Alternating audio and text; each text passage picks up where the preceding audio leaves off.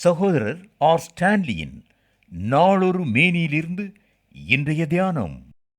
June 5. Beauty parlour. ஆவியானவர் சபைகளுக்கு சொல்கிறதை காதுள்ளவன் கேட்கட்டும். வெளிப்படுத்தின விசேஷம் 3:22. உனது வார்த்தைகளை நான் அபிஷேகிப்பது போலவே உனது வாழ்க்கையையும் எனது பழங்களால் அலங்கரிப்பேன்.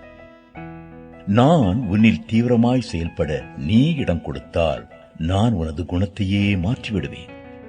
நான் உன்னை அன்புள்ள கிறிஸ்தவனாகவும் மகிழ்ச்சியான நண்பனாகவும் சமாதானமான குடிமகனாகவும் பொறுமையாக பாடுபடுகிறவனாகவும் தயவுள்ள அதிகாரியாகவும் நற்குண அயலானாகவும் நம்பகமான கணவனாகவும் சாந்தமுள்ள மனைவியாகவும் தன்னடக்கமுள்ள ஊழியனாகவும் மாற்றுவேன். கலாத்தியர் 5:22-23. நல்லதொரு வாழ்க்கைக்கு யாரும் எதிர்பேச முடியாது. என் பிள்ளையே, உனது உலக அலுவலிலும் நான் உனக்கு உதவ விரும்புகிறேன். நீ எனது வலிமையில் சார்ந்து எனது ஞானத்தை தேடினால் உன்னை நான் வைத்திருக்கும் வேலை தளத்தில் நீ சிறந்து விளங்குவாய். நீ ஒரு மருத்துவரானால் எனது உதவியுடன் நோயாளிகளை பிற மருத்துவரை விட நேர்த்தியாய் கவனிப்பாய். ஒரு பொறியியலரானால் நேர்த்தியாய் கட்டுவாய். பேராசிரியரானால் நேர்த்தியாய் கற்றுக் கொடுப்பாய். ஓவியரானால் நேர்த்தியாய் வரைவாய். விவசாயியானால் நேர்த்தியாய் பயிரிடுவாய். இல்லக்கிழத்தியானால் நேர்த்தியாய் சமைப்பாய். மாணவனானால் நேர்த்தியாய் படிப்பாய். நானே ஞானத்தின் ஆவி, மெய்வுணர்வின் ஆவி, ஆலோசனையின் ஆவி, வல்லமையின் ஆவி, அறிவின் ஆவி. ஏசாயா 11:2. நான் உனக்கு உதவ முடியாத வேலையோ துறையோ கிடையாது.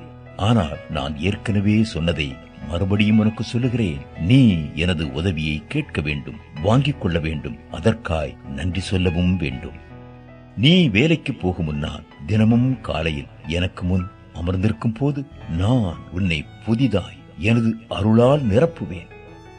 உலகமெங்கும் உள்ள அலுவலகங்கள், தொழிற்கூடங்கள் மற்றும் வணிக மையங்களில் ஊழல் தலைவிரித்து ஆடுகிறது. தவறான வழிகளுக்கு மறுப்பு தெரிவித்துவிடு. வித்தியாசமாயிருக்க துணிந்திடு. நான் உன்னை ஆதரிப்பேன். நீ அநியாயமாய் நடத்தப்பட்டால் என்னிடம் திரும்பு.